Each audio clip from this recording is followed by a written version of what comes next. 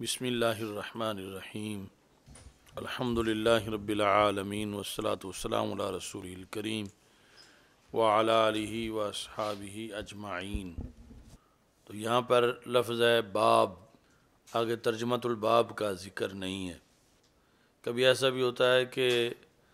हदीस का ज़िक्र भी नहीं होता, यानी सिर्फ़ लफ्ज़ बाब है, ना आगे तर्जमतुल बाब है, ना उसके तहत कोई हदीस है। लेकिन यहाँ जो है वो हदीस मौजूद है, मगर बाब के बाद तर्जमतुल बाब मौजूद नहीं है। तो इसकी एक वजह यानी तशहीज़ अज़हान है कि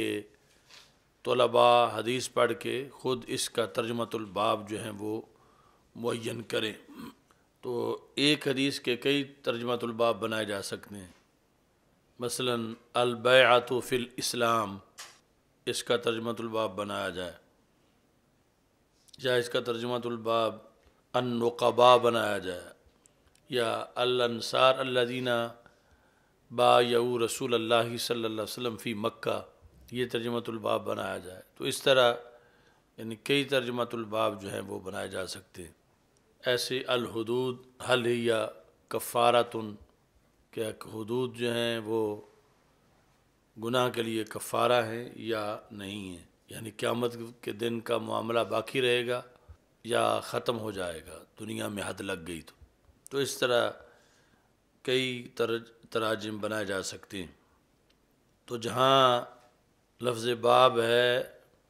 और हदीस नहीं मिली, तो इससे पता चलता है कि बाब मुतलकन और फिर उनके तराजम ये पहले मुअय्यन किए गए और उनमें हदीस बाद में भरी गई और दर्ज की गई। तो उसके मुताबिक कोई हदीस नहीं मिली। जहाँ तर्जमतुल बाब और बाब दोनों हैं लेकिन तहत में कोई हदीस नहीं है। तो हज़रत उबादा बिन सामित रज़ी अल्लाह तआला अन्हु रावी हैं, और ये उन असहाब में से हैं जो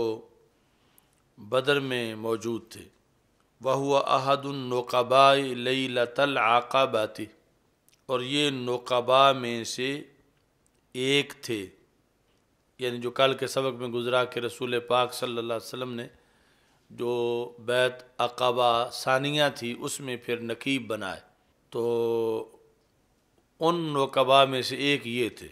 तो जब नकीब बने तो फिर बतरीक़ुल बैत भी साबित हुई,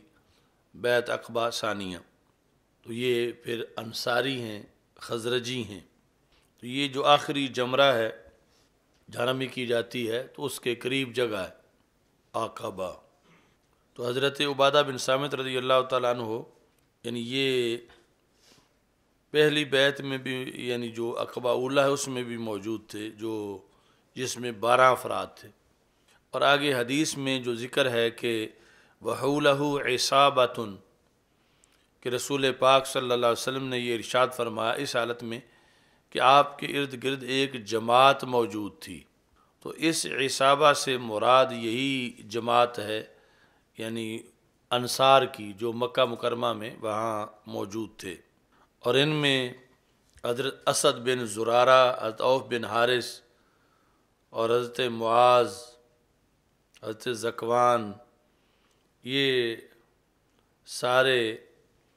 उस इसाबा में मौजूद थे। तो यहूद से इन्होंने तज़किरा सुन रखा था पहले मदीना मुनव्वरा में रसूल पाक सल्लल्लाहु अलैहि वसल्लम का,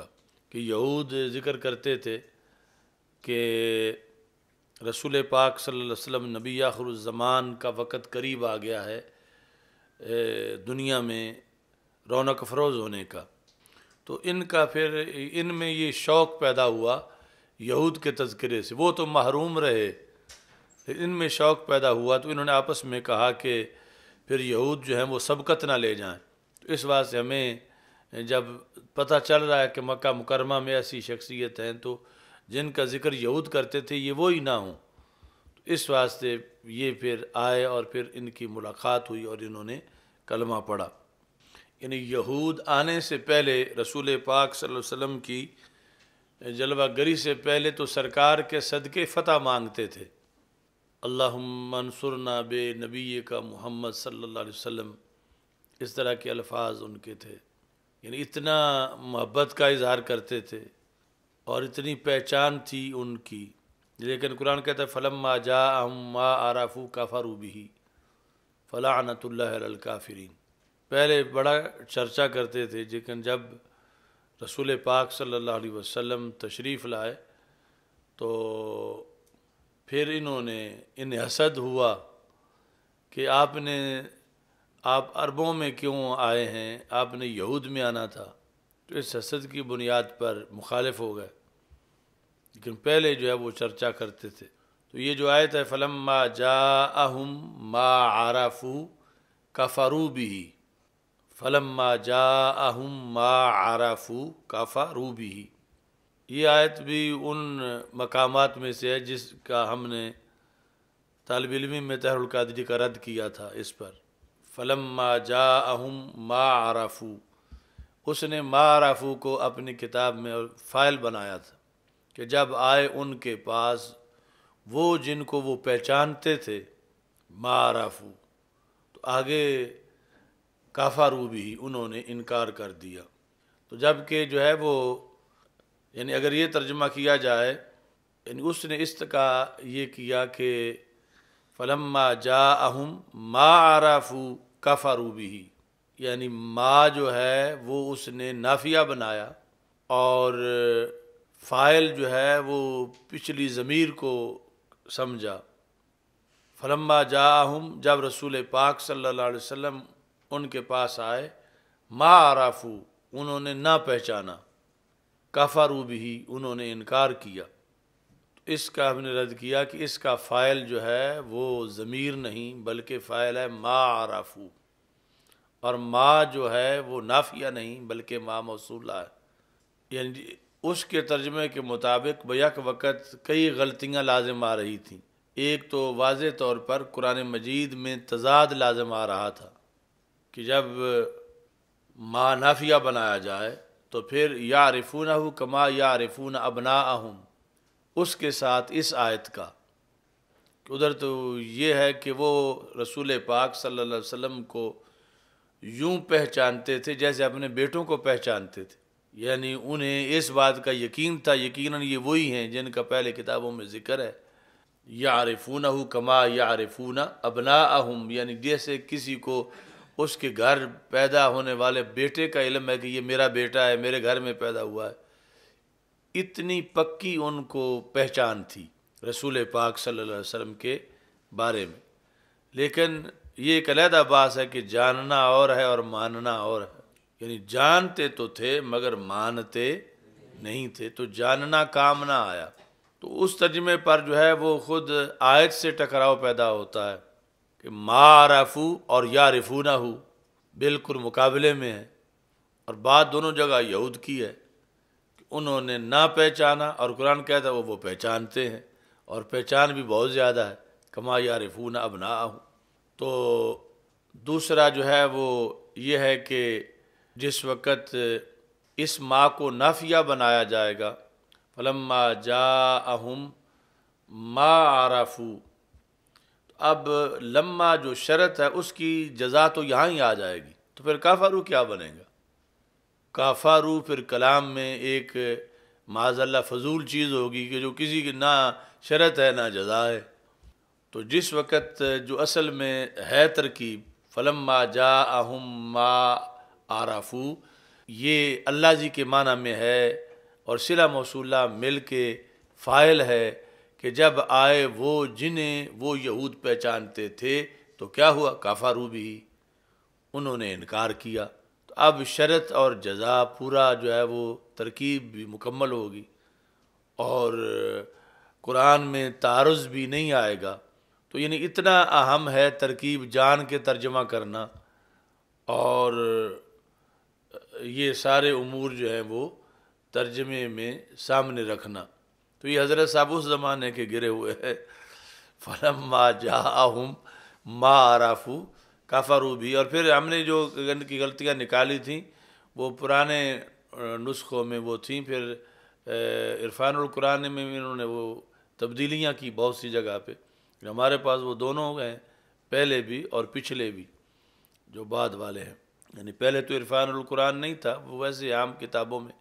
اس کا ترجمہ تھا، یعنی جب آیات تقریر میں یا تحریر میں آتی تھی تو اس کا۔ بعد میں پھر عرفان القرآن چھپنے کے بعد کی غلطیاں تھیں، اور پھر اس کے بعد کے جو نسخے ہیں ان میں اس اصلاح کا بھی ثبوت موجود ہے، یعنی انہیں ہمارا شکر گزار ہونا چاہیے کہ ہم نے ان کی غلطیاں نکالیں تو پھر انہوں نے اصلاح کی۔ یعنی وہ ترجمہ کیا ہوا تھا وہابیوں والا، نس اللہ فناسیہم، وہ اللہ کو بھول گیا اور اللہ ان کو بھول گیا، یعنی بھول کی نسبت جو ہے وہ اللہ کی طرف کی ہوئی تھی۔ اس طرح کے کئی مقام تھے۔ تو بہرحال یہ جو یہود کی طرف سے ذکر آیا کہ وہ تذکرہ کرتے تھے کہ رسول پاک صلی اللہ علیہ وسلم کی آمد ہوگی، تو جب سرکار تشریف لائے تو یہود تو محروم رہے الا ماشاء اللہ، یعنی اکثریت جو یہود کی تھی، چند لوگ ان میں سے حضرت عبداللہ بن سلام رضی اللہ تعالیٰ عنہ اور باقی جو سب مخالف سمت میں چلے گئے۔ تو یہ انصار کو فائدہ ہو گیا ان کے ذکر کرنے کی وجہ سے کہ یہ پھر آئے اور انہوں نے کلمہ پڑھا۔ باقی ایک وضاحت اور بڑی اہم ہے لفظ انصاری کی بنیاد پر، کیونکہ اس پر شارحین نے لکھا، وہ یہاں تو حوالہ نہیں ہے، وہ آگے حوالہ ہے، کہ جب کہا جاتا ہے وَكَانَ انصاریًا تو اس کے دو مطلب ہوتے ہیں۔ یعنی ایک مطلب تو یہ ہے کہ جب انصاری بھی ہے تو پھر صحابی بھی ہے، یعنی انصاری ہونا اور صحابی ہونا اس مطلب میں لازم و ملزوم ہے۔ یعنی وہ وہاں پر انصاری جو ہے وہ لغوی طور پر جو نصیر کی جمع ہے، اور پھر جو اصطلاحی یعنی انصار رسول علیہ السلام ہے اس بنیاد پر اسے انصاری کہا جا رہا ہے۔ تو پھر وہ صحابیت اور انصار ہونا یہ اس معنی میں، یعنی مطلب یہ ہوگا کہ صحابہ تو مہاجرین بھی ہیں، لیکن وہاں پر جو ہے وہ عموم خصوص مطلق کے لحاظ سے کہ جو بھی انصاری ہوگا وہ صحابی ضرور ہوگا، لیکن جو بھی صحابی ہے ضروری نہیں وہ انصاری بھی ہو، کبھی ہوگا کبھی نہیں ہوگا، لیکن جو بھی انصاری ہے اس معنی میں وہ صحابی ضرور ہے۔ مگر ایک اور بھی قسم ہے کانا انصارین، اس کا مطلب یہ ہے کہ وہ انصار کے قبیلے کی طرف منسوب ہے، یعنی قبیلہ اس کا وہ ہے جو انصار کا قبیلہ ہے، لیکن کلمہ اس نے نہیں پڑھا، قبیلہ اس کا انصار والا ہے، یا اوس اور خزرج۔ یعنی جب کلمہ پڑھا تو ضروری تو نہیں تھا کہ ہر فرد نے پڑھ لیا، ان قبیلوں کے ہر فرد نے پڑھ لیا، تو بعض ایسے تھے کہ جنہوں نے کلمہ نہیں پڑھا، لیکن جب ان کا جو تذکرہ ہوتا تھا یا حدیث میں ذکر آ جاتا ہے تو وَكَانَ انصاریًا، یہ ان کا قبیلہ اوس تھا، قبیلہ خزرج تھا، تو اس بنیاد پر ان کو بھی انصاری کہہ دیا جاتا تھا۔ تو ان لوگوں کے لحاظ سے بعض جگہ احادیث میں ایسی چیزیں ہیں کہ جہاں پھر اعتراض ہوتا ہے کہ یہ بات فلان سے ثابت ہوئی اور وہ تو انصاری اس کا لکھا ہوا ہے، تو پھر انصاری ہو کے اس نے یہ بات کس طرح کی؟ مثلا وہ جو حدیث شریف ہے جہاں پر حضرت زبیر رضی اللہ تعالیٰ عنہ کے ساتھ ایک انصاری کا جھگڑا ہے کھیت کو پانی لگانے کے لحاظ سے، یہ بخاری شریف میں، تو وہاں پر یعنی یہ ہے کہ جب بارش ہو تو جو پانی بہہ کے نیچے آئے تو جس کی پہلے زمین ہے وہ پہلے لگائے، جس کی بعد میں ہے وہ پہلے سے جب پانی فارغ ہو تو پھر وہ لگائے، بعد میں اس کی باری ہوگی۔ تو پہلے پلاٹ جو تھا، پہلی تھی وہ حضرت زبیر رضی اللہ تعالیٰ عنہ کی تھی، اور بعد میں اس انصاری کی تھی۔ تو اب حضرت زبیر رضی اللہ تعالیٰ عنہ کا حق مقدم تھا، اور پھر یہ قانون تھا کہ جو کنارے ہیں وہاں تک پانی جو ہے وہ پہنچ جائے تو پھر اگلے کو دیا جائے۔ تو وہ ابھی یعنی وہاں تک پہنچا بھی نہیں تھا جتنا ان کا حق تھا، تو اس نے پہلے کہنا شروع کر دیا کہ تم اب پانی کو چھوڑو۔ تو فیصلہ رسول پاک صلی اللہ علیہ وسلم کا یہ تھا کہ ابھی ان کا حق ہے، اور یہ تو اس نے یعنی یہ لفظ بولے اس موقع پر کہ دیکھو اپنے پھوپھی کے بیٹے کی حمایت کر رہے ہیں، میرا حق مارا جا رہا ہے۔ تو یہ رسول پاک صلی اللہ علیہ وسلم کے عدل پر اعتراض تھا، تو ایک صحابی ہو کہ کس طرح اعتراض کر سکتا ہے؟ تو وہ دوسرے معنی میں انصاری ہے، یعنی یہ مومن ہو کے کلمہ پڑھ کے جو انصار بنے، انصار رسول اللہ صلی اللہ علیہ وسلم، یہ نہیں تھا، بلکہ اس کا قبیلہ انصار والا تھا۔ تب اس کی زبان سے ایسے لفظ نکلے کہ جو مومن کی زبان سے نہیں نکلتے، اور جن میں توہین رسالت بنتی تھی۔ اور اس پر پھر وہ آیت اتری، فلا وربک لا یؤمنون حتی یحکموک فیما شجر بینہم۔ مسئلہ تو کھیت کا تھا، نفی ایمان کی ہو گئی کہ یہ یعنی منافق ہے، یہ مومن نہیں ہے، اگرچہ اس کو انصاری کہا جاتا ہے، یہ مومن نہیں ہے، کیونکہ ایمان جو ہے اس کے لیے ضروری ہے کہ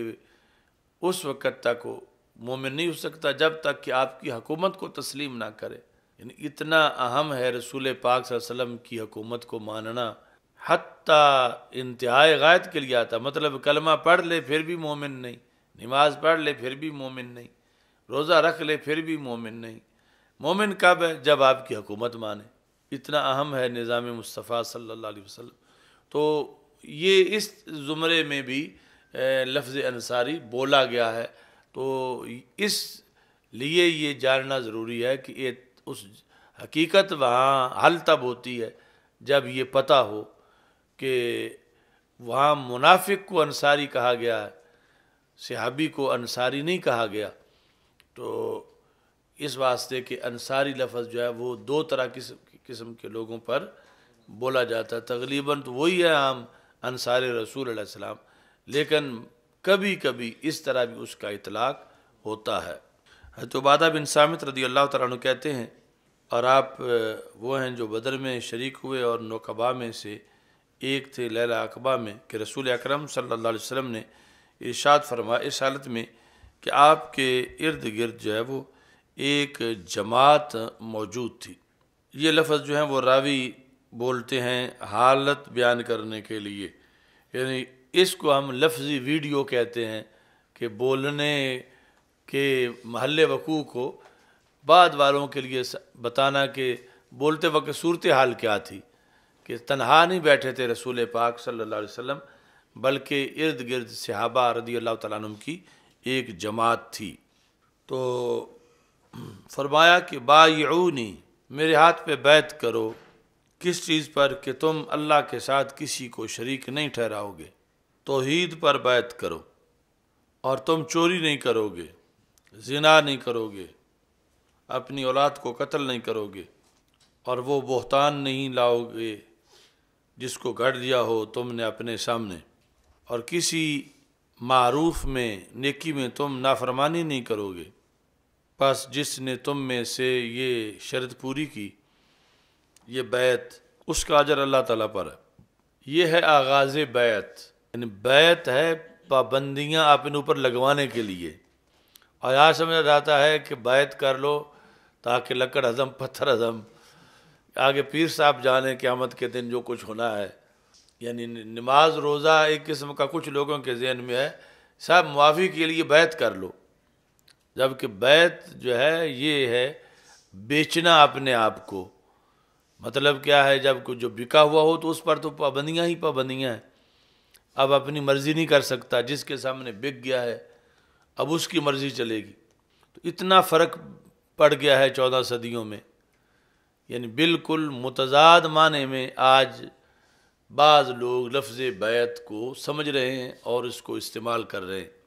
با یبیع بیعن اور بیعتن، یعنی یہ عربی کا لفظ ہے جس کا معنی ہے اس نے بیچا، با نفسہ، بیعت کی اس کے ضمن میں پھر یہ ہے کہ اس نے اپنے امور کسی اور کے سپرد کر دیے۔ اس واسطے یہ جو تصوف میں مرید کا عجیب معنی ہے، ویسے تو مرید کا کیا معنی ہے؟ ارادہ کرنے والا، ارادہ یریدو سے اس میں فاعل، مریدن ارادہ کرنے والا، لیکن صوفی کہتے ہیں کہ اس میں حمزہ سلب کا ہے، حمزہ سلب کا ہے، جس طرح وہ وَعَلَى الَّذِينَ يُطِيقُونَهُ فِدْيَةٌ، کہ وہ جو طاقت نہیں رکھتے ان پر فدیہ ہے۔ تو نہیں رکھتے تو وہاں پر کوئی لا یطیقون نہیں ہے، بلکہ یطیقون ہے قرآن مجید میں، لیکن حمزہ سلب کا ہے، اطاق یطیق میں حمزہ، تو معنی کہ نفی کا خود بخود آ گیا کہ جو طاقت تو مرید میں حمزہ سلب کا ہے کہ وہ جس کا اپنا کوئی ارادہ ہی نہ ہو، اپنے ارادے میں پیر کے تابع ہو گیا ہے۔ حالانکہ یہ عام تو مطلب موالات کے قریب ہے، لیکن تصوف میں اس حد تک اس کا اہتمام سمجھا جاتا ہے، گویا کہ یہ تو آج کے بعد اپنا ارادے کا بھی سودا کر بیٹھا ہے کہ میرا پیر جس طرح مجھے چلائے گا میں ویسے چلوں گا، گویا کہ میرا ارادہ ہی نہیں۔ اگرچہ گھر بیٹھا ہوگا، کھانے پینے میں، آنے جانے میں سارا ارادہ تو اس کا اپنا ہے، لیکن بعض مین امور کے اندر وہ اپنا ارادہ بھی بیچ بیٹھا ہے، یعنی اپنے ارادے والا حق اس سے وہ خود دستبردار ہو گیا ہے کہ میں ادھر جاؤں گا بڑے امور میں جدھر میرا پیر جائے گا، میں دین کے معاملات میں وہ جو کہیں گے میں ویسے کروں گا، میں داڑھی رکھ لوں گا، میں امامہ باندھوں گا،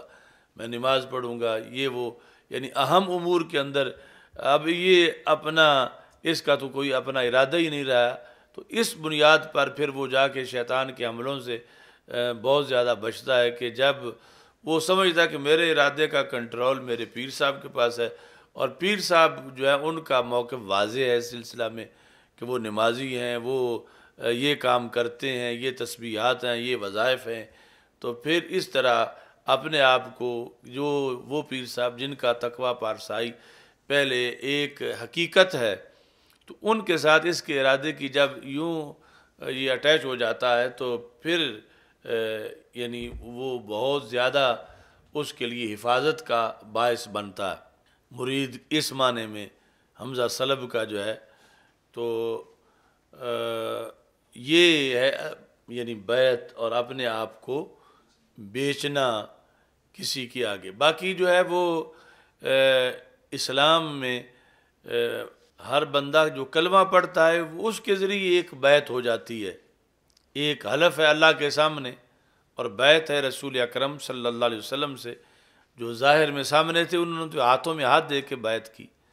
اور آج جو مسلمان ہے اس نے کلمہ پڑھ کے بیعت کی ہوئی ہے رسول پاک صلی اللہ علیہ وسلم سے۔ اب اگر یہ کسی پیر کے ہاتھ میں ہاتھ نہ بھی دے بطور مثال، تو پھر بھی تو اس پر سب کچھ لازم ہے کہ یہ شرک نہیں کرے گا، یہ زنا نہیں کرے گا، جتنی چیزیں یہاں مثلا ذکر ہیں سب اس پہ لازم ہے۔ اگرچہ اس نے کوئی کسی طرح کی وہ زمانہ تو پائی نہیں ہے اور آج کسی کو مرشد بنایا نہیں ہے، تو یہ نہیں ہوگا کہ یہ سمجھے مجھے چھٹی ہے کہ میں نے کوئی حلف اٹھایا ہوا ہے۔ جس نے کسی پیر کے سامنے حلف اٹھایا اس کو تو پابندی وہ کرے، میں نے تو کوئی حلف اٹھایا ہوا ہے، تو ایسا نہیں ہے، کلمہ ہی حلف ہے کہ جب اس نے کلمہ پڑھ لیا تو یہ ساری چیزیں جو اسلام کے احکام ہیں اس پر بیعت کے بغیر بھی لازم ہے۔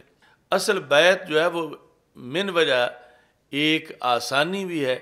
اور ایک آسرا ہے بندے کے لیے کہ چیزیں تو ساری پہلے بھی لازم تھیں، یہ جو پیر صاحب ہیں درمیان میں ان کو اس نے درمیان میں ضامن بنا لیا ہے اللہ کے دربار میں کہ میں ان کو بطور ضمانت پیش کر رہا ہوں، میں پابندی کروں گا۔ فرض تو پہلے بھی تھی نماز، جب بیعت ہوا تو اس نے پیر صاحب کو گویا کہ پھنسایا ہے زیادہ، خود اس کو آسانی ہوئی کہ پیر صاحب اس کا ہاتھ پکڑ کے ضامن بن گئے کہ یا اللہ یہ نمازیں پڑھے گا، یہ روزے رکھے گا، یہ حج کرے گا، یہ زنا کے قریب نہیں جائے گا۔ تو اس بنیاد پر پھر بہت سے کام ہیں کہ جس وقت بندہ تنہا ہو تو پھر مشکلات ہوتی ہیں، اور جب اپنے آپ کو جماعت کے سپرد کر دے یا جماعت میں ملا لے تو پھر اس کے لیے آسانی ہو جاتی ہے۔ یہی وجہ ہے جو صیغے جمع کے ہیں نماز میں، ایاک نعبد و ایاک نستعین، کہ ایک برکت جماعت کی ہے۔ اگرچہ وہاں وہ تنہا بھی نماز پڑھ رہا ہو تو اس نے اپنے آپ کو عابدین کی صف میں شامل کر دیا، تو ید اللہ علی الجماع، اللہ کا ہاتھ جماعت پر ہے، اور پھر جماعت میں محفوظ ہو جاتا ہے اور اس کے لیے آسانی ہو جاتی ہے۔ تو یہ یعنی فلسفہ ہے آگے اس لحاظ سے بیعت، اور پھر جس کا کوئی پیر نہیں اس کا شیطان پیر ہے، یا اس طرح کے جو آگے معاملات چلتے ہیں وہ اس جہت میں کہ اگر وہ پیر صحیح ہے تو پھر ید اللہ علی الجماع کہ سمندر میں یہ شامل ہو گیا ہے۔ تو اب یہ تنہا بھیڑ کی طرح نہیں ہے کہ جس کو شیطان اغوا کر لے، ریوڑ سے علیحدہ سمجھے، بلکہ یہ ایک ریوڑ میں شامل ہو گیا ہے، اور اس کی اپنی ایک برکت ہے کہ اس کا ایک روب ہے، ان کے قریب بھیڑیا نہیں جاتا۔ اور وہ یعنی جو مثال دے کر رسول پاک صلی اللہ علیہ وسلم نے سمجھایا ہے کہ جس طرح تم پہ دشمن حملہ کرتا ہے بھیڑیا، تو اس طرح جو ہے وہ شیطان بھی حملہ کرتا ہے۔ تو یاخذ الشاذۃ والقاسیۃ والناہیۃ، یہ آگے مثال دی کہ وہ بھیڑیا جو ہے وہ مراد شیطان ہے، کہ بھیڑیا 3 قسم کی بھیڑوں کو اٹھاتا ہے، 3 قسم کی بھیڑوں کو بھیڑیا اٹھا لیتا ہے۔ ایاکم والشیاف، گھاٹیوں سے بچ کے رہو۔ اس حدیث میں فرمایا کہ الشیطان ذئب الانسان کذئب الغنم، کہ شیطان انسانوں کے لیے بھیڑیا ہے جس طرح کہ بھیڑوں کے لیے بھیڑیا ہے۔ آگے پھر بھیڑوں کے لیے بھیڑیا کیا کرتا ہے؟ یاخذ الشاذۃ والقاسیۃ والناہیۃ، جو بھیڑوں کے لیے بھیڑیا ہے وہ بالعموم، شاذ و نادر تو ہو سکتا ہے ریوڑ سے بھی کوئی اٹھا لے، لیکن عموماً اس کی یہ عادت ہے کہ وہ تاڑتا ہے کہ ریوڑ سے علیحدہ بھیڑ کون سی نظر آتی ہے۔ یعنی ریوڑ کا ایک روب ہے بھیڑیے پر بھی، تو ریوڑ کے قریب نہیں آتا۔ ریوڑ میں جیسی کیسی ہوں، ریوڑ کی برکت سے بچ جاتی ہیں، تو جو علیحدہ ہوتی ہے اسے وہ پکڑتا ہے، اور پکڑ کے پھر جو ہے وہ اس کو موت کے گھاٹ اتار دیتا ہے۔ یہ رسول پاک صلی اللہ علیہ وسلم نے جماعت کے ساتھ رہنے کی برکت بیان کی کہ مسلمان ان تینوں بھیڑوں میں سے کسی بھیڑ کی طرح نہ بنے، بلکہ جماعت کے ساتھ رہیں۔ جو مسلمانوں کی جماعت ہے اس کی برکت سے کمزور بھی منزل پہ چلا جائے گا، اور اگر بڑا شاذور ہو جماعت چھوڑ دے تو وہ بھی شیطان کے حملے میں آ جائے گا۔ تو یاخذ الشاذۃ والقاسیۃ والناہیۃ، شاذہ اس بھیڑ کو کہتے ہیں جو اپنے آپ کو بہت نفیس سمجھے کہ میرے جیسی اور کوئی نہیں۔ اب مراد یہ مثال چونکہ رسول پاک صلی اللہ علیہ وسلم نے دی ہے، تو وہ اپنی امت کے افراد کو بھیڑ سے تعبیر کریں تو وہ کر سکتے ہیں، اور سمجھانا یعنی امت کو مقصود ہے کہ یہ 3 طبقے کوئی نہ بنے، اگرچہ کتنا ہی وہ ہو، لیکن یہ باتیں غلط ہیں۔ شاذہ ہیں یہ جو لوگ زیادہ ایڈوانس ہیں، جن کو کاروان کی بھیڑیں میلی کچیلی لگتی ہیں اور بڑے نفیس ہیں، کاروان سے ان کو سمیل آتی ہے۔ اب یہ کس طرح کے یہ مسلمان ذہن میں آئیں گے؟ یہ بابو ٹائپ جو ہے وہ یا کہ دوسرے جو ہیں وہ سادے مودے ہیں، لیکن وہ شاذہ ہیں، یعنی جس میں بھی یہ فکر پیدا ہو جائے کہ یہ باقی جو ہیں میں ان سے بہت اچھا ہوں اور یہ تو کسی کام کے نہیں، تو یہ شاذہ بھیڑ ہے۔ اب جس وقت ان کو یہ سمجھ کے کہ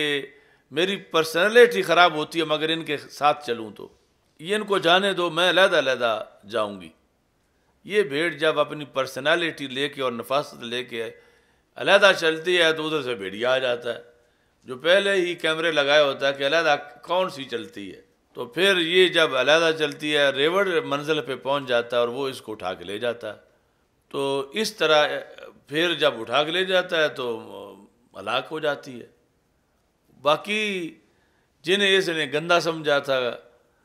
اور جن سے اس نے نفرت کی تھی کہ یہ ملا طبقہ ہے، یہ مولوی لوگ ہیں، یہ اس طرح کر کے یہ جو کچھ بھی لفظ بولے، تو وہ منزل پہ پہنچ گئے، لیکن یہ بھیڑ ماری گئی۔ مثلا جس طرح سنیوں میں سے مناجی ٹائپ ہیں کہ یہ اس طرح کے ہیں، اور اب جہان بڑا چاند پر پہنچنے کا ہے اور سائنس بہت ترقی کر گئی اور ٹیکنالوجی ہے، اور یہ داڑیاں امامے اور یہ جو صورتحال ہے شکل، اس کو دیکھ کر بندہ پریس نہیں ہوتا، تو ہم اس واسطے ذرا 3 شو میں رہتے ہیں، 3 پیس میں تاکہ ایڈوانس ہم نظر آئیں، پھر ہمارے اوپر جو ہے وہ لوگ ہمیں زیادہ ترجیح دیں گے۔ تو ادھر پتہ نہیں کہ اس طرح ہونے سے جب مسلمانوں کے جو 14 صدیوں کا لباس ہے، جو بود و باش ہے، جو طریقہ ہے، اس کی برکت ہے کہ اس کی وجہ سے حملہ تھوڑا ہوتا ہے، اور اس طرح جدا ہونے سے پھر حملہ ہو جاتا ہے۔ اب یہ بھیڑ جو ہے یہ اپنی نفاست کے گھمنڈ میں ماری جاتی ہے کہ باقی جو ہیں وہ تو نہیں ٹھیک، میں ان سے نفیس ہوں، مجھے علیحدہ پرسنالٹی اپنی رکھنی چاہیے۔ یہ شاذہ ہے۔ دوسری بھیڑ قاسیہ ہے، یہ مشکاہ شریف میں بھی حدیث ہے، تم پڑھ کے آئے ہوگے، شاید معنی نہیں پڑھا ہوگا، ویسے تو حاشیے بھی وہاں لکھا ہوا ہے۔ قاسیہ جو ہے یہ وہ بھیڑ ہے جو اتنی چالاک نہیں ہے، یہ یعنی ویسے دنیا داری میں کہ اسے یہ ہو کہ میرے جیسی کوئی نہیں، اور بہت زیادہ اپنے آپ کو عمدہ سمجھے، ایسا نہیں۔ قاسیہ لالچی بھیڑ ہے اور کھانے پینے کے معاملات میں زیادہ چالاک ہے، جہاں دیدہ ہے۔ ریوڑ کی بھیڑوں سے علیحدہ بھی اس نے کچھ چراگاہیں دیکھی ہوئی ہیں، تو وہ پھر ریوڑ سے پیچھے پیچھے قدم رکھتی ہے کہ کہیں یہ میری آنکھوں سے اوجھل ہو اور میں تنہا جا کے چروں، کیونکہ اگر ان کے سامنے میں ادھر سائیڈ پہ گئی تو ہو سکتا ہے یہ بھی ادھر ہی آ جائیں، اور پھر میرے لیے تو مسئلہ بن جائے گا کہ میں اکیلی کیسے وہ سارا چروں گی، تو میں نے اکیلے چرنا ہے کیونکہ اچھی طرح پیٹ بھرنا ہے۔ تو وہ اب اس لالچ میں جان بوجھ کے پیچھے پیچھے رہتی ہے، اسے بلاتی رہتی ہیں بھیڑیں بھر بھر کر کے، تو یہ وہ سنتی نہیں بات۔ اب دیکھو سرکار دو عالم صلی اللہ علیہ وسلم کے لفظوں میں کتنی جامعیت ہے اور کتنے مسائل کا حل ہے، اور یہ سب کچھ سرکار کو امت سے جو پیار ہے اس کی وجہ سے ہے۔ بھیڑوں کی قسمیں بیان کر کے کہا کہ یوں یعنی ویسے جو نقصان تھا وہ سمجھ نہیں آنا تھا، اور نفس الامر میں چونکہ بھیڑوں میں ایسے ہوتا ہے، اور یہ اشرف المخلوقات ہے جس کو سمجھا رہے ہیں کہ تم اپنے شرف کو دیکھو، ایک تو مخلوقات میں سے اشرف ہو، پھر امتوں میں خیر الامم ہو، تو تم کیوں بھیڑوں کے کردار اپناتے ہو؟ بھیڑوں کی طرح نہ بنو۔ اب یہ جو قاسیہ ہے یعنی سائیڈ پہ دور اس نے چراگاہ دیکھی ہوئی ہے، مطلب کیا ہے کہ عام بھیڑوں کا اتنا مطالعہ نہیں مختلف سفارت خانوں میں جانے کا جتنا اس کا ہے۔ اس نے کئی ایمبیسیوں سے رابطہ رکھا ہوا ہے کہ یہ کاروان جو ہے یہ گزر جائے، اگر ایسا نہ ہو کہ ان کے سامنے میں کسی ایمبیسی میں جاؤں، سعودی عرب کی یا کویت کی یا ایران کی، تو یہ بھی پیچھے ہی آ جائیں، یعنی وہ اس لحاظ سے کہ حصہ میں جو تھوڑا نہ ملے، تو پھر کاروان تو سیدھا مدینہ منورہ کی شارع پہ چلا جاتا ہے، اور یہ بھیڑ کسی نہ کسی سفارت خانے میں داخل ہو جاتی ہے۔ تو پھر جس وقت دائیں بائیں مطلب سفارت خانہ ہو، کسی چودھری کا ڈیرا ہو، کوئی وڈیرا ہو، کوئی بد عقیدہ ہو، کوئی بھی جہاں سے شیطانی حملہ ہے، اور یہ لالچ کی بنیاد پہ وہاں گیا ہوا ہے، اگرچہ چاولوں کی پلیٹ ہی 10 محرم کی، تو لالچ کی بنیاد پر ادھر جو ہے وہ چلا گیا ہے اپنے کارواں کو چھوڑ کر۔ تو پھر رسول پاک صلی اللہ علیہ وسلم فرماتے ہیں کہ اس کو بھی پکڑ لیتا ہے شیطان، یعنی اب اس کی وہ سیکورٹی نہیں رہی، یہ سیکیور نہیں ہے کیونکہ کارواں سے جدا ہے۔ کارواں ید اللہ علی الجماع، وہاں کہ اللہ کا ہاتھ ہے، اگرچہ بندے کمزور ہیں جیسے بھی ہیں، ہاتھ اللہ کا ہے اوپر، اور وہاں خطرہ نہیں ہے، یہ ایسا حملہ نہیں جیسے اب حملہ ہے کہ جس وقت یہ کون سی قسم تھی؟ قاسیہ، پہلے تھی شاذہ، وہ جو لفظ شاذ ہوتا ہے اس شاذہ، یہ ہے قاسیہ۔ اب یہ دونوں قسم کی بھیڑیں ماری گئی۔ پہلی اس خوش فہمی میں میرے جیسی کوئی نہیں، وہ چھنڈی پھوکی ہوئی زیادہ ہے، اسے نفرت ہے کارواں سے، کارواں کے طرز عمل سے، کاروان کے سنت کے طریقے سے، وہ فیشن زدہ ہے۔ اور دوسری لالچی ہے، ناہیہ، اس میں پہلے والی دونوں بیماریاں نہیں، نہ اسے یہ ہے کہ میرے جیسی کوئی نہیں، نہ اس کے کوئی ایمبیسیوں سے رابطے ہیں، یہ ناہیہ ہے، کیا سستی کی ماری ہوئی ہے، یہ سستی کی بنیاد پہ پیچھے چلتی ہے، یعنی اتنا سر جھکایا ہوا ہے، پتہ ہی نہیں کہ کارواں جا کدھر رہا ہے، اس کو اتنی نیند آئی ہوئی ہے، اس کو پتہ ہی نہیں کہ میری ملت کی حالات کیا ہیں، اس کو پتہ ہی نہیں کہ اس وقت مہینہ رمضان کا ہے یا شعبان کا ہے، روزہ رکھنا ہے، تراویح پڑھنی ہے، جمعہ پڑھنا ہے، کیا کرنا ہے. یعنی اتنا بے خبر ہے ملت کے احوال سے اور مقاصد سے. یعنی دکان کھول کے بیٹھا ہے نماز کے ٹائم اپنی، اسے پتہ نہیں کہ اب نماز باجماعت کا وقت ہے، اسے پتہ نہیں کہ اس وقت یعنی مسلمانوں کے حالات کیا ہیں، جو بھی اہم امور ہیں ان سے وہ بے خبر ہے. اپنا چارہ کاٹ رہی ہے، مثلا کسان ہے یا تاجر ہے یا کوئی بھی ایسا جس کو بھیڑ سے تعبیر کیا جا رہا ہے، کہ وہ مطلب یہ کہ سائڈ پہ سستی کی بنیاد پر ہے اور اسے کچھ نہیں، نہ اس کا عقیدہ خراب ہے، نہ وہ زیادہ چالاک ہے، نہ زیادہ لالچی ہے، بس اس کی سستی ہے. اسے پتہ نہیں کہ ذمہ داریاں کیا ہیں، امتی کی ذمہ داریاں کیا ہیں. تو اس بنیاد پر یعنی اس کو ڈائریکشن ہی پھر معلوم نہیں ہوتی، کچھ دیر پیچھے پیچھے رہتی ہے، اتنے میں کاروان جو ہے وہ نظروں سے غائب ہو جاتا ہے اور پیچھے شیطان آ جاتا ہے، یعنی بھیڑیا اس کو پکڑ کے لے جاتا ہے. تو یہ یعنی جامع لفظوں میں رسول پاک صلی اللہ علیہ وسلم نے فرمایا کہ تم ایسی بھیڑیں نہ بنو کہ تمہارے لیے بھی ایک بھیڑیا ہے، جس طرح بھیڑوں کے لیے بھیڑیا ہے تمہارے لیے بھی بھیڑیا ہے، اور وہ بھیڑیا کون ہے؟ شیطان ہے. تو پھر یعنی اب یہ کارواں میں شمولیت کا طریقہ ایک بیعت، یعنی اصل مقصد یہ ہے کہ یہ بیعت اس کو بتائے کہ تو نے وہ 3 طرح کی بھیڑیں نے ان میں سے کسی بھیڑ کا کردار نہیں بننا، تاکہ تو اجتماعیت اختیار کرے، اجتماعی عقیدہ، اجتماعی معاملات، اجتماعی طرز عمل. اور یہ اب سوچ لو کہ پھر وہ میر کارواں یعنی پیر کتنا باخبر ہونا چاہیے کہ جس کے ذریعے پھر بھیڑوں تک آگے اثرات مرتب ہوں، اور وہ نہ ناہیہ بنے، نہ قاسیہ بنے، نہ شاذہ بنے. یعنی وہ ان کو سمجھاتا رہے کہ ان کو جھاڑے جو زیادہ اوور کلیور بننا چاہے کہ تم ایسی بھیڑ نہ بنو، اور پھر جو ہے وہ جو لالچ والے ہوں ان کا بھی دھیان رکھے کہ ان کو علیحدہ نہ ہونے دو، ان کا خیال رکھو، نہ ساتھ ساتھ رکھو، اور جو سستی کرنے والے ہیں ان کا بھی. تو یہ اصل مقصد ہے بیعت کا. ورنہ احکام تو ویسے بھی لازم ہے،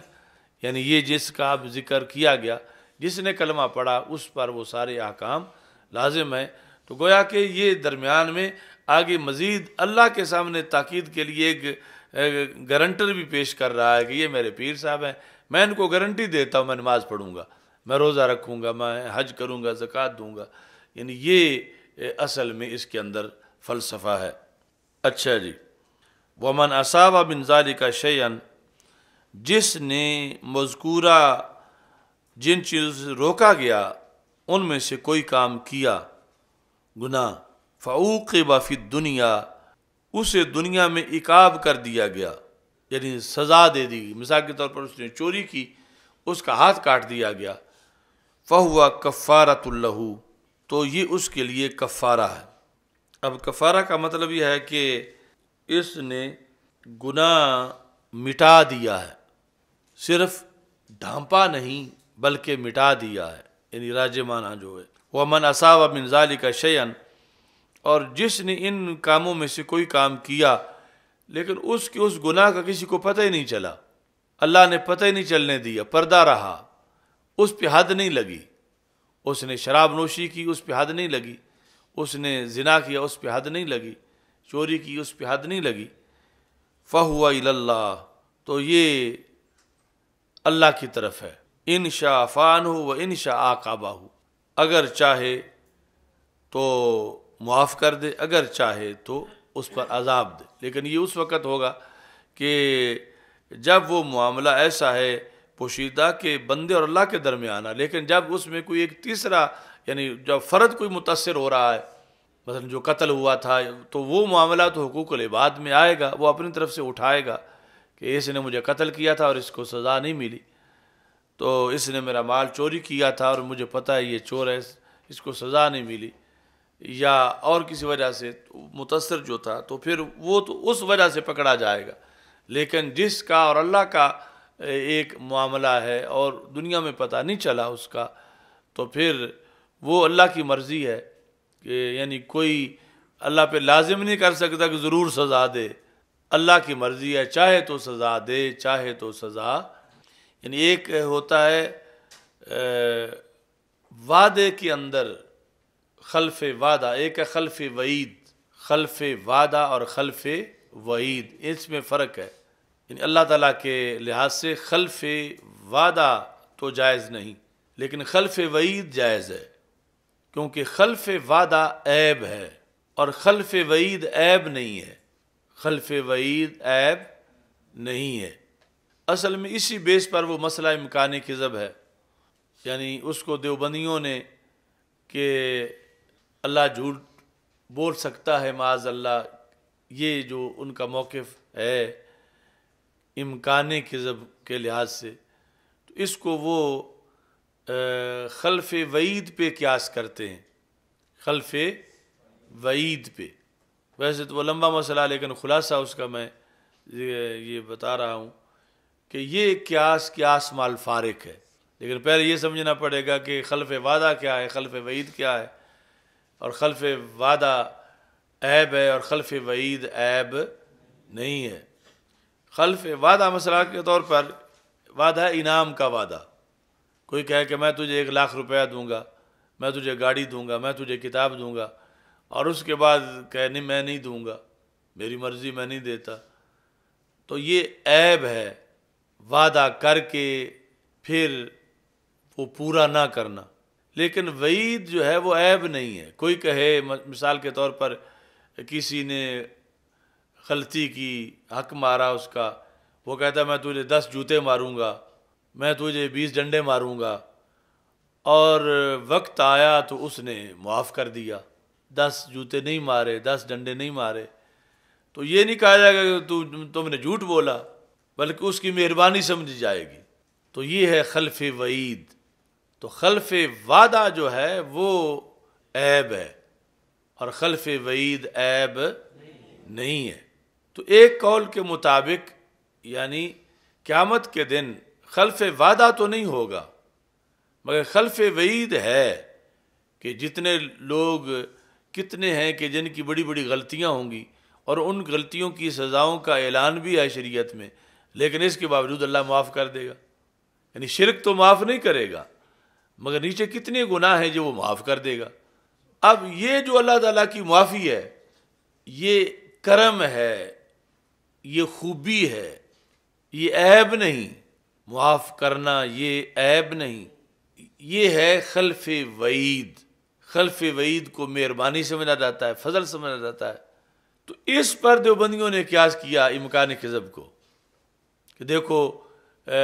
کہا تھا کہ اللہ نے فلاں کو میں اتنی سزا دوں گا، فلاں کو اتنا میں عذاب دوں گا، اور قیامت کے دن اسے چھوڑ دیا اور اسے جہنم کی بجائے جنت بھیج دیا۔ یہ جو ایمان کے باوجود کچھ وقت کے لیے جہنم جانا ہے، یا جو مومن کی سزا معاف ہوگی اس کی بات ہو رہی ہے، وہ خلود والوں کی تو معافی نہیں ہوگی۔ تو اس کو انہوں نے سمجھا کہ پھر جب ایسا ہوگا خلاف واقعہ تو پھر یہ امکان کذب اس پر انہوں نے قیاس کر لیا۔ تو یہ قیاس مال فارق ہے، یہ اصل بات کی ہے اعلیٰ حضرت رحمۃ اللہ علیہ نے فتاوی رضویہ شریف میں کہ یہ قیاس کرنا درست نہیں ہے۔ کیوں درست نہیں ہے؟ کہ جھوٹ بولنا ایک عیب ہے اور ادھر مجرم کو معاف کر دینا وہ خوبی ہے، اور خوبی پر عیب کو قیاس نہیں کیا جا سکتا، خوبی پر، فضیلت پر، فضل پر نقص کو قیاس نہیں کیا جا سکتا، چونکہ وہ اللہ ہے تو اس کے لحاظ سے ہر محمود چیز ماننا جو ہے جو اس کی شایان شان وہ ضروری ہے، اور نقص عیب سے وہ پاک ہے، اور مقیس علیہ اور مقیس کا آپس میں ایک جیسا ہونا ضروری ہے۔ تو مقیس علیہ جو ہے وہ اس کی وجہ سے تو اللہ تعالیٰ کی طرف کسی عیب کی نسبت لازم نہیں آتی جس پر قیاس کیا جا رہا ہے، اور جو قیاس جس کو کیا جا رہا ہے اس میں تو عیب کی نسبت لازم آتی ہے۔ یعنی اس میں کوئی اختلاف نہیں کہ جھوٹ بولنا جو ہے وہ ایک عیب ہے، بول سکنا بولنا سب اسی میں آئے گا۔ جس طرح کہ اس پر وہ اگر ضد کریں تو پھر لفظ ظلم سامنے لایا جا سکتا ہے کہ وہ تو تم بھی کہتے ہو کہ نہ ظلم کرتا ہے نہ کر سکتا ہے، کیونکہ جیسے ظلم کرنا عیب ہے، کر سکنا بھی عیب ہے، تو اس بنیاد پر یہاں بھی وہی قانون ہوگا۔ باقی ان اللہ علی کل شیء قدیر جو ہے، وہاں پر جو ہے وہ شے، لفظ شے جو ہے وہ کبھی مبنی للفاعل ہوتا ہے، کبھی مبنی للمفعول ہوتا ہے، کبھی شے شائی کے معنی میں ہوتا ہے، کبھی شے مشی کے معنی میں ہوتا ہے۔ شے شائن چاہنے والا اور مشی جس کو چاہا گیا ہے۔ لفظ شے دونوں طرح استعمال ہے قرآن مجید میں۔ جب یہ مفعول کے معنی میں ہوگا تو پھر ممکن کے معنی میں ہوگا، جب فاعل کے معنی میں ہوگا تو پھر اس کا اطلاق اللہ تعالیٰ پر بھی ہو سکتا ہے۔ قل ای شیء اکبر شہادہ قل اللہ، محبوب فرماؤ ایو شیء اکبر شہادہ، کون سی شے، کون سی از روئے شہادت کے بڑی ہے؟ تو جواب کیا ہے؟ قل اللہ، اللہ۔ تو مطلب کیا ہوگا کہ اللہ پر شے کا اطلاق ہوا، کیونکہ جو چیز سوال میں ہو ماخوذ وہی جواب میں ہوتی ہے۔ سمجھ آ رہا ہے نا؟ یعنی یہ پکے اصول ہیں، قرآن فہمی ہو، حدیث فہمی ہو، فقہ کی بات ہو، کہ جو چیز سوال میں ماخوذ ہے وہ جواب میں بھی ماخوذ ہے۔ سوال یہ ہو کہ کیا آپ کے پاس 10 روٹیاں ہیں، تو اب جواب میں کہتا ہے ہیں، صرف ہیں کہہ رہا ہے، اور آپ لینے جاؤ تو 10 کتابیں نکال لے، اور جب آپ کہیں کہ یہ کیا، تو وہ کہ میں نے کوئی 10 روٹیاں کہا تھا، میں نے تو صرف ہیں کہا تھا، تو آپ کہیں گے کہ جو سوال ہے وہ جواب میں ماخوذ سمجھا جاتا ہے۔ یہی کہیں گے نا کہ تم غلط ہو، تم نے تو اقرار کیا ہوا ہے، اور تم بھی یہ قانون پکا ذہن میں رکھنا، اس پر ہی تو جھگڑا ہو رہا 3 سالوں سے، 2 سالوں سے۔ تمہارے پاس 10 روٹیاں ہیں، تو روٹیاں سوال میں جب ذکر روٹیوں کا ہے تو جواب میں کتابوں کا کیسے آ گیا؟ جب صرف ہیں کہا تو مطلب انہی روٹیوں کے بارے میں ہیں کہا۔ اور یہ اصل اصول اگرچہ لوگوں کے کلام میں ہے، لیکن اصل تو کلام خداوندی میں ہے۔ ایو شیء اکبر شہادہ، ایو شیء، اور شے جنس ایو الاشیاء اکبر شہادہ،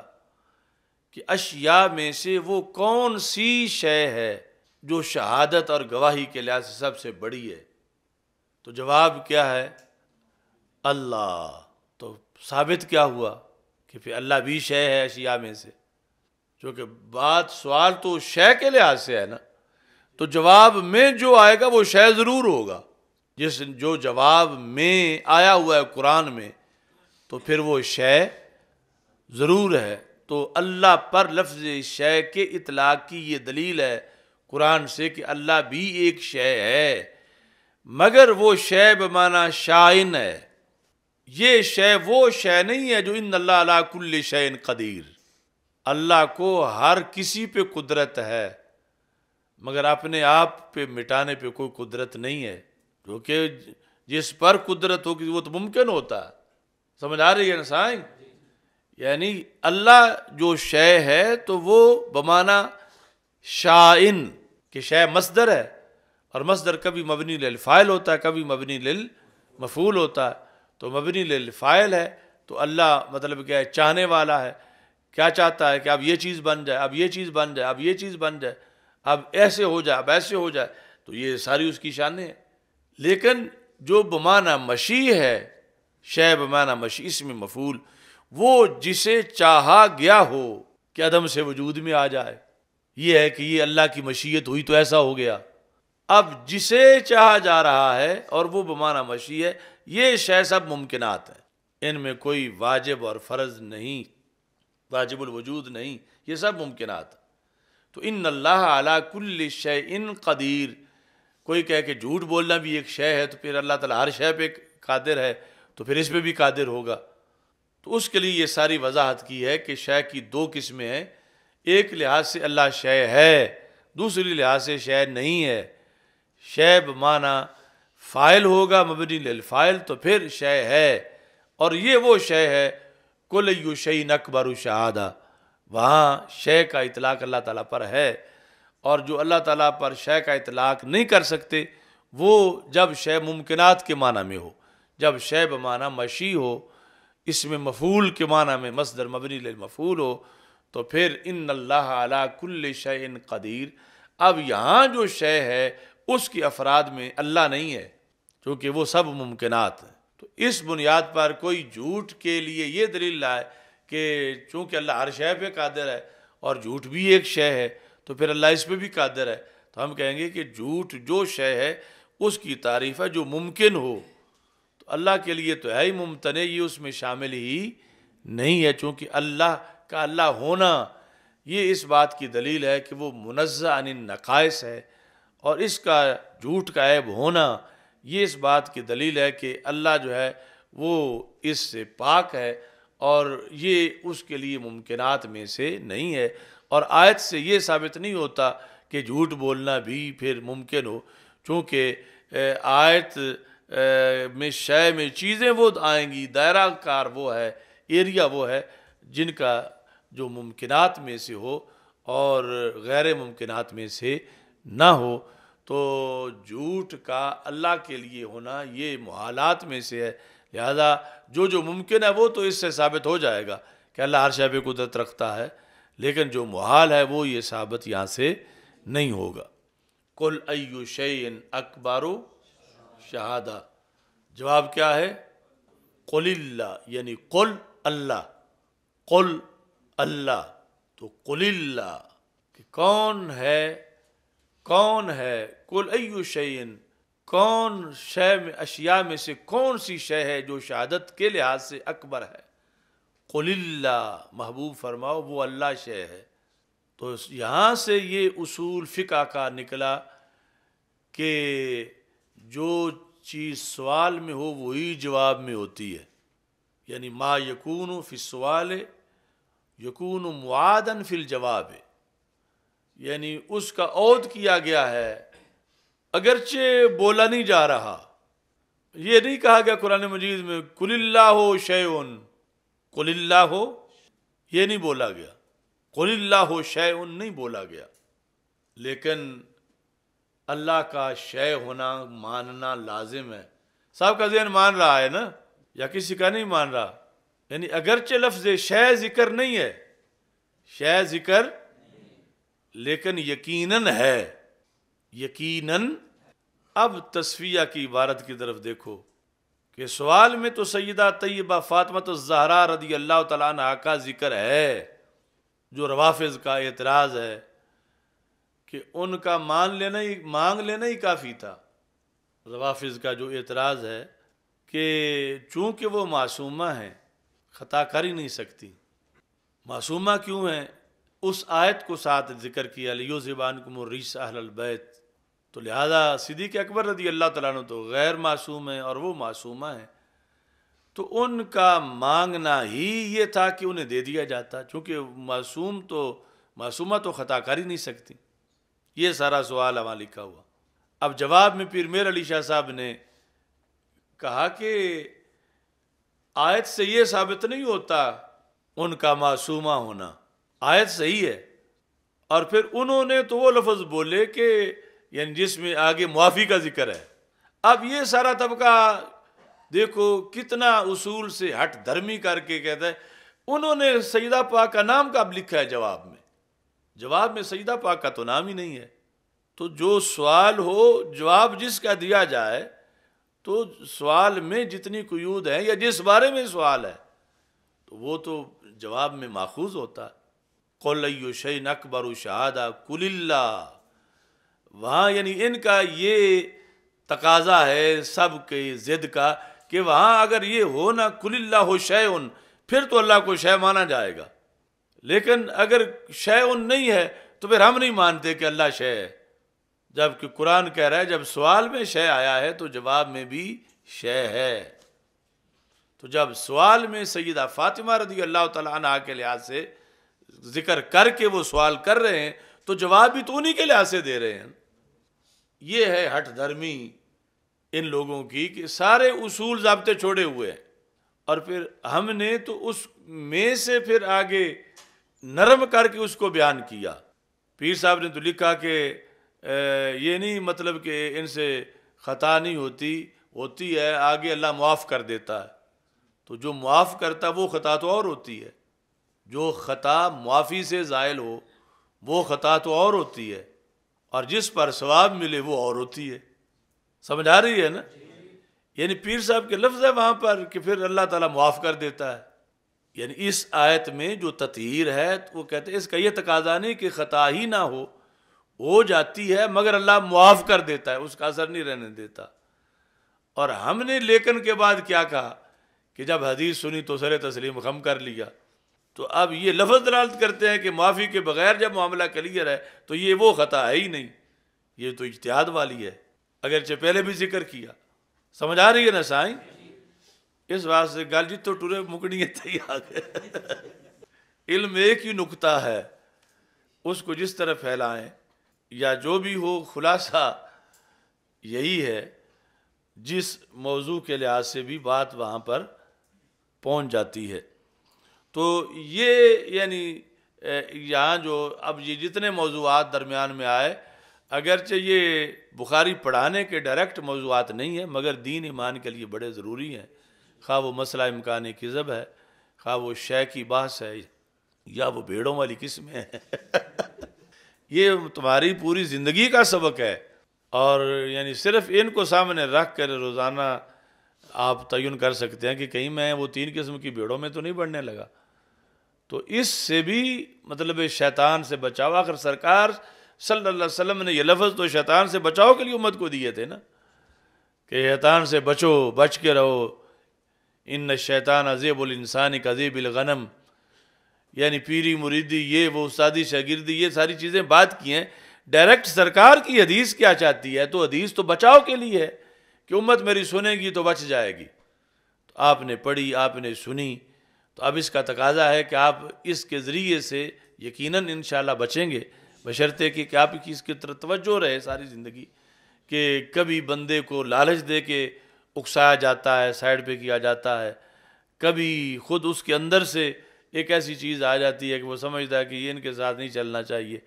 اور پھر علیحدگی میں وہ اس بیس پہ جو علیحدگی ہوتی ہے وہ مارا جاتا ہے، اور پھر کبھی محسوستی ہوتی ہے، تو اس کو مطلب سرکار دو عالم صلی اللہ علیہ وسلم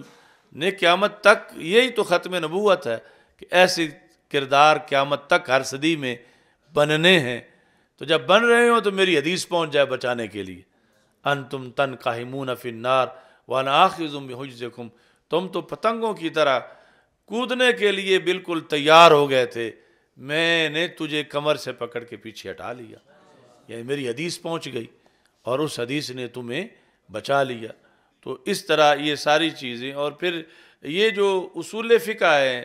یہ ویسے کوئی وحی نہیں اتری ہوئی، خواہ وہ تفسیر کے اصول ہوں یا حدیث کے، تو اسی طرح قرآن سے ماخوذ ہیں۔ اب یعنی یہ اصول اصل فقہ میں پڑھایا جاتا ہے، اور بعض دوسرے علوم میں بھی، معنی بیان بدیع کے اندر بھی، اور منطق میں بالخصوص، کہ جو سوال میں ہو وہ جواب میں ماخوذ ہوتا ہے، پھر جو سوال میں قیود ہوں وہ جواب میں وہ قیود ماخوذ ہوتی ہیں، تو اصل ماخذ ہم نے اس کا قرآن سے تلاش کیا۔ اب کس کی مجال ہے کہ دم مارے آگے سے؟ ہے کسی کی مجال؟ یعنی قل ای شیء اکبر شہادہ قل اللہ، اب اس بیس پہ اب ان لوگوں کے پاس کوئی جواب نہیں، اس واسطے ہم کہتے ہیں کہ کوئی ایک بندہ ہمارے مقابلے میں تصفیہ کی عبارت پڑھ کے تشریح کر دے اور نیٹ پہ چڑھا دے۔ اتنے سالوں میں کسی کو پڑھنے کی کیوں نہیں سکت ہو رہی؟ سامنے قرآن ہے، جس اصول کے تحت یعنی جو پڑھے گا وہ پھنسے گا جب تک کہ اس طرف نہیں آئے گا جو جہت ہم نے اس کی بیان کی ہے۔ یعنی ہم نے تو ویسے نیچے ایک چیز بیان کی ہے، اور پیر صاحب نے جو ہے وہ اوپر بیان کیا ہے، اور توہین انہوں نے بھی نہیں کی، چونکہ تطہیر کا مطلب بیان کر رہے ہیں، اور تطہیر جو ہے وہ معصومیت نہیں ہے، معصومیت اور چیز ہے، مطہر ہونا اور چیز ہے۔ تو ہم انہیں یعنی جو انما یرید اللہ لیذھب عنکم رجس اہل البیت ویطہرکم تطہیرا، ہم انہیں اس آیت سے مطہر مانتے ہیں، ان ہستیوں کو کیا مانتے ہیں؟ اور قرآن مطہر منواتا ہے۔ تطہیر سے معصومیت یہ دھاندلی ہے روافض کی، آیا جو ہے وہ تطہیر کا لفظ ہے اور وہ مطہر کی جگہ معصوم مخذ کر لیتے ہیں۔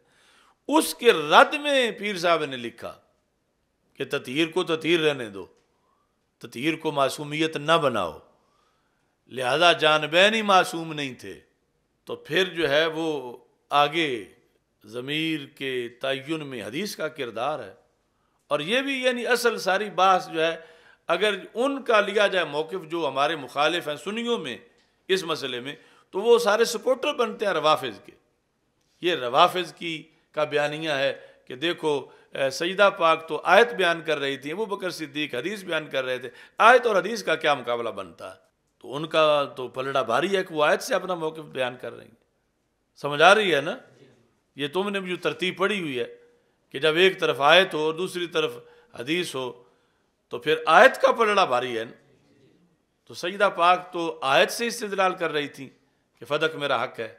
تو پھر مقابلے میں وہ کوئی آیت تو نہیں پیش کر رہے تھے، وہ تو تم سارے کہتے ہو حدیث ہی پیش کر رہے تھے۔ تو یہاں سے روافض زور لگاتے ہیں کہ یہ تو کوئی مقابلہ بنتا ہی نہیں ہے، یہ تو آیت سے ثابت ہے، تو پھر بات تو وہی ہے جو سیدہ پاک نے کی رضی اللہ تعالیٰ عنہ۔ سمجھ آ رہی ہے انسان؟ اب اس میں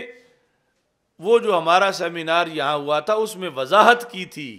کہ آیت جس مقصد کے لیے نازل ہوئی اس مقصد کے لیے آیت ہی حدیث پہ راجع ہے، مگر سیدہ پاک رضی اللہ تعالی عنہا جو استدلال کر رہی تھی اس مقصد کے لیے آیت کا نزول نہیں ہے۔ تو اب ان کی ذاتی رائے ہے کہ ایسا ہو، اور مقابلے میں فرمان رسول علیہ السلام ہے۔ تو سیدہ پاک رضی اللہ تعالی عنہا کی ذاتی رائے جس کو اجتہاد کہا جاتا ہے، اس کے مقابلے میں ترجیح تو فرمان رسول علیہ السلام کو ہے، کیونکہ سیدہ پاک رسول نہیں ہے اور رسول پاک رسول ہیں۔ اور دوسرا دھڑا کہتا ہے کہ جب معصومہ ہے تو قول معصومہ، قول فاطمہ قول رسول ہے، اور ہم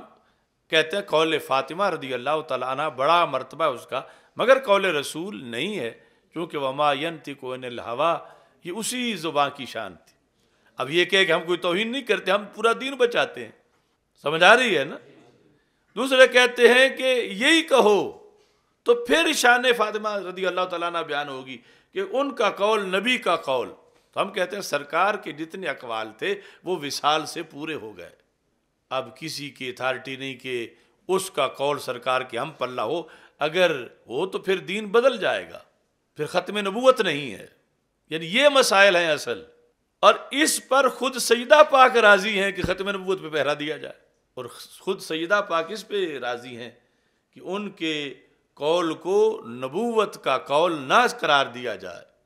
کیونکہ نبوت کا قول تو قول رسول علیہ السلام ہے۔ سمجھ آ رہی ہے نا سائیں؟ تو یہ یعنی یوصیکم اللہ فی اولادکم للذکر مثل حظ الانثیین، یہ آیت اور حدیث کا مقابلہ نہیں ہے۔ یہ لوگ جو ابھی تک بھولے ہیں کہ سیدہ پاک اجتہاد کر سکتی ہیں، کیا انہوں نے اجتہاد کیا، یہ سارے سوالات جنہیں ابھی تک شک ہے گویا کہ وہ روافض کی دلیل کے نیچے دبے ہوئے ہیں کہ سیدہ پاک نے آیت بیان کی، ادھر سے حدیث بیان ہوئی، پھر نتیجہ روافض کہتے ہیں تو آیت حدیث کا مقابلہ کیا ہے۔ تو سیدہ پاک رضی اللہ تعالی عنہا نے آیت سے اپنا اجتہاد پیش کیا، یعنی آیت تو آیت ہے، وہ حدیث اس کے مقابلے میں کام نہیں کرے گی، لیکن آیت ہے کس بارے میں؟ یوصیکم اللہ، یہ جو کم ہے، کم ضمیر خطاب، یہ قرآن میں جب بولی جاتی ہے تو کبھی اس قوم میں سرکار دو عالم صلی اللہ علیہ وسلم کو بھی خطاب ہوتا ہے، اور کبھی اس قوم سے سرکار خارج ہوتے ہیں۔ امت کو تو خطاب ہوتا ہے، سرکار دو عالم صلی اللہ علیہ وسلم کو خطاب دونوں طرح کی آیتیں ہیں، کتب علیکم الصیام،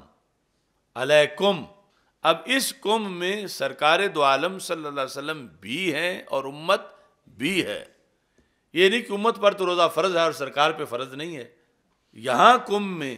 رسول پاک صلی اللہ علیہ وسلم بھی ہیں اور امت، اور وَاعْلَمُوا أَنَّ فِيكُمْ رَسُولَ اللَّهِ وَاعْلَمُوا أَنَّ فِيكُمْ، وہاں جو کم ہے، وہاں کم میں امت ہے رسول پاک شامل. تو کم ضمیر جو قرآن میں آتی ہے اس کی دو قسمیں ہیں، کبھی سرکار شامل ہوتے ہیں، کبھی شامل. تو سیدہ پاک رضی اللہ تعالی عنہا کا اجتہاد یہ تھا کہ جس طرح کتب علیکم ہے ایسے ہی یوصیکم ہے. تو پھر باقی لوگوں کی جب وصال ہو تو ان کی اولادوں کو ورثہ ملتا ہے. یوصیکم اللہ فی اولادکم للذکر مثل حظ الانثیین. تو پھر اسی کم میں تو سرکار دو عالم صلی اللہ علیہ وسلم بھی ہے. پھر آپ کا وصال ہو گیا ہے تو پھر پیچھے میں بیٹی ہوں تو للذکر مثل حظ الانثیین کے مطابق جو ہے وہ پھر ورثہ ملنا چاہیے. سمجھ آ رہی ہے؟ یعنی ان کا اجتہاد تھا کہ یہ کم وہ ہے جو کتب علیکم والا کم ہے. اور حضرت صدیق اکبر رضی اللہ تعالی عنہ حدیث سے یہ بتا رہے تھے کہ نحن الانبیاء لا نرث ولا نورث، کہ اس کم میں سرکار شامل نہیں ہے، اس کم میں سرکار شامل. اب اس کم میں سرکار کو شامل سمجھنا یہ اجتہاد سیدہ فاطمہ رضی اللہ تعالی عنہا ہے، اور مقابلے میں حدیث مصطفیٰ صلی اللہ علیہ وسلم ہے. ظاہر ہے کہ اجتہاد فاطمہ رضی اللہ تعالی عنہا پر فرمان رسول اللہ السلام غالب ہے، راجح ہے. سمجھ آ رہی ہے نا؟ یعنی جو ہم نے تشریح کی اس سے پورا مسلک، یعنی ایک تو حقیقت وہ ہے، دوسرا پورا مسلک بچ اس سے سکتا ہے. پورے مسلک کی بنیاد اس پر ہے. یعنی یہ بلا وجہ نہیں کہ جو کہتے واپس لے لو لفظ زبان سے نکل گیا تو یہ ہو گیا تو وہ ہو گیا. یعنی جس بیس پر حضرت صدیق اکبر رضی اللہ تعالیٰ عنہ ظالم نہیں، غاصب نہیں، فیصلہ درست ہے، اور اس پر پھر صحابہ کا اجماع ہے اور سارے اہل بیت کا اجماع ہے، وہ فیصلہ جس دلیل پر ہے اس دلیل کا معیار ہم نے بتایا ہے، جس دلیل پر ہے. اور یہ جو مخالف ہیں ان کے مقابلے میں دلیل بچتی نہیں ہے اہل سنت کی. پھر تو آیت کا اور حدیث کا مقابلہ ہے، اور حدیث کے مقابلے میں وہ کہتے ہیں خبر واحد ہے یا جو بھی پھر، لیکن متواتر بھی ہو حدیث ہے، اور ہمارے نزدیک متواتر ہے اور حدیث حدیث ہے. اور یہ مان کے سارے کہیں کہ وہ آیت ہے تو پھر خود ہی تو یہ جواز پیش کر رہے ہیں کہ پھر ظلم ہوا معاذ اللہ، آیت بھی نہ مانی گئی اور فیصلہ غلط کیا گیا. آیت جس بارے میں ہے اس بارے میں اس کی قوت حدیث پر غالب ہے، مگر ہے کس بارے میں؟ وہ جو اپنے بارے میں بحیثیت اولاد سمجھا انہوں نے، سرکار کو وہاں کم میں شامل سمجھتے ہوئے یہ اجتہاد تھا. قیامت تک کے لیے یوصیکم اولاد کے بارے میں جو ورثہ ثابت کر رہی ہے وہ قطعی ہے ہر کسی کی اولاد کے بارے میں، لیکن اولاد رسول اللہ السلام کا اس میں ذکر نہیں ہے. یہ قوم امت کے لیے تھا، اور سیدہ پاک رضی اللہ تعالی عنہا نے سمجھا. اب اس میں سارے 20 سوالوں کا جواب ہے اس چیز کے اندر، یہ جو مخالفین شکوک و شبہات جو ہیں وہ پھیلاتے رہے. اب انہوں نے سمجھا، حضرت صدیق اکبر رضی اللہ تعالی عنہ نے آگے سے حدیث پیش کی تو وہ مان گئی. اب یہ ہے کہ شان یہ ہے، دیکھو المیہ یہ ہے کہ جو چیز ہم نے لفظ شان بول کے بیان کی کہ ان کی شان یہ ہے کہ سر تسلیم خم کر لیا. یعنی اگر سامنے آنے پر بھی ضد کرتی تو پھر دوسرا مسئلہ بنتا کہ یہ تو اپنے ابا جی کی حدیث نہیں مان رہی، لیکن ان کی شان یہ ہے کہ جب حدیث سامنے آئی تو سر تسلیم خم کر لیا، اور اپنا جو سوچا ہوا اجتہاد تھا وہ اس کو چھوڑ دیا اور کہا آج کے بعد میں اس بارے میں گفتگو نہیں کروں گی. یعنی اصل میں یہ پوری دلیل کی جس پر بیس ہے، جو سنی دلیل ہے اور جو حقیقت بھی ہے، جو حق بھی ہے، جس کی بیس پر قرآن ہے، جس کی بیس پر. کیوں اگر یہاں آپ کوئی اس طرح چلا جاتا ہے جو روافظ کہتے ہیں کہ سیدہ پاک رضی اللہ تعالی عنہا تو آیت پیش کر رہی تھیں، وہ حدیث پیش کر رہے تھے، تو پھر آیت راجح ہے، تو معاذ اللہ پھر انہوں نے ظلم کیا. تو جب امیر المومنین خلیفہ اول ہی ظالم ہو تو ان کا اکٹھا کیا اور قرآن کیسے ہوگا؟ اور قرآن پر پھر اعتراض کا رستہ کون دے رہا ہے؟ رستہ کیسے بن رہا ہے؟ اور اس رستے کو بے خبری میں سپورٹ کون کر رہا ہے؟ اس میں کوئی شک نہیں کہ جو ہم کہتے ہیں اس کی قیمت بہت سی دینی پڑتی ہے، اور ہم نے اللہ کے فضل سے دی۔ کوئی اس لیے ہمیں روکتا تھا کہ یہ کمزور سے ہیں اور قیمت اس کی بہت سخت ہے اور قتل ہے اور سر کی قیمت ہے اور یہ ہوگا اور وہ ہوگا، ہم اس لیے خیر خواہ ہیں، تو وہ ان کی خیر خواہی اپنی جگہ، لیکن مسئلہ جو ہے جب ہم کمزور ہو کے برسر پیکار آئے، مسئلہ تو یہ ہے قیامت تک کے لیے اہل سنت کی بقا تو اس میں ہے، ورنہ تو خود پھانسی پہ دستخط کر رہے ہو مسلک کی پھانسی پر۔ جب یہ کہتے ہو یہ اب سارے یہ 2 نمبر کر رہے ہیں، یعنی 2 نمبر ٹیم، یہ روافظ کی بی ٹیم کہ کیوں خطا کہا، کیوں کہا، اجتہاد تو تھا ہی نہیں، سجدہ پاک تو آیت پیش کر رہی تھی، تو یہ سب رافضی بیانیہ ہے۔ یعنی آیت یقیناً پیش کر رہی تھی مگر آیت میں سے اس مسئلے کے بارے میں اپنا اجتہاد پیش کر رہی تھی، اور آیت راجح ہے حدیث میں جس میں نازل ہوئی ہے، اور جس میں نازل جس بارے میں نہیں ہوئی اور اس بارے میں حدیث موجود ہے، تو پھر ایک طرف غیر نبی کا اجتہاد ہے اور دوسری طرف نبی علیہ السلام کی حدیث ہے، تو پھر عمل تو حدیث پہ ہوگا نہ کہ غیر نبی کے اجتہاد اور قول پہ ہوگا۔ یعنی یہ مطلب ایسا مسئلہ نہیں کہ چلو استاد آگ چڑھے آئے تو استاد جی نے بادشاہ نے بلندہ نہیں ساتھ ہو، یعنی یہ تو میں سوچنا چاہیے کہ یہ استاد کا مسئلہ نہیں، جہاد کا مسئلہ ہے، یعنی دین کی بقا کا مسئلہ ہے، قرآن کا مسئلہ ہے، یعنی اس کا ڈائریکٹ حملہ جا کے قرآن پہ ہوتا ہے، اور جن کے نزدیک قرآن بدلا ہوا ہے یا قرآن ناقص ہے انہیں تو پرواہ کوئی نہیں کہ امیر المومنین کو ظالم کہے معاذ اللہ، اور جو سیفی علی ملونہ نے کہا تھا ان کا کیا جاتا ہے، لیکن جن کے نزدیک قرآن کی زیر سے زبر نہیں ہو سکتی تو وہ جامع قرآن کو پہلے پھر باخبر عادل امیر المومنین صدیق اکبر مانیں گے تو پھر قرآن کو مانیں گے۔ تو یہ یعنی اس طرح یہ پورے دین کی بقا کا معاملہ ہے، اور یہ خطا کا معاملہ نہیں، پورے دین کی بقا کا معاملہ ہے، اور اس کو سمجھ کر کے پھر آگے یعنی تم میں سے ہر ایک پر لازم ہے کہ ہزار لاکھوں لوگوں تک پہنچاؤ، کیونکہ بڑے بڑے لوگ چپ ہو گئے صرف اس دباؤ کی بنیاد پر جو آنا تھا، اور اللہ کے فضل سے ہم نے برداشت کیا اور اب بھی اس عتاب میں ہیں، یعنی 4 شیڈول کی پابندیاں اور ویزے کینسل اور پاسپورٹ کینسل اور شناختی کارڈ کینسل اور سارے اکاؤنٹ کینسل، جام ہر ضلع میں پابندیاں، یہ سب تو، لیکن اس کے نتیجے میں ہم خوش ہیں کہ ہم نے اللہ کے فضل سے پورے دین کی بقا کا رستہ اختیار کیا، اور اس کے لیے جیل کے اندر بھی بار بھی جب انہوں نے پوچھا ہم نے کہا کہ جان تو دے سکتے ہیں مگر اس سے پیچھے نہیں ہٹیں گے، کیونکہ حقیقت یہ تھی، اور اس پر راضی ہیں سیدہ، انشاءاللہ حشر کو ہوگا یہ معلوم۔ الحمدللہ رب العالمین والعاقبۃ للمتقین والصلاة والسلام علی رسولہ الکریم، استغفر اللہ لا الہ الا اللہ وحدہ لا شریک لہ، لہ الملک ولہ الحمد وہو علی کل شیء قدیر، وصلی اللہ تعالی علی حبیبہ خیر خلقہ سیدنا مولانا محمد وآلہ وسلم۔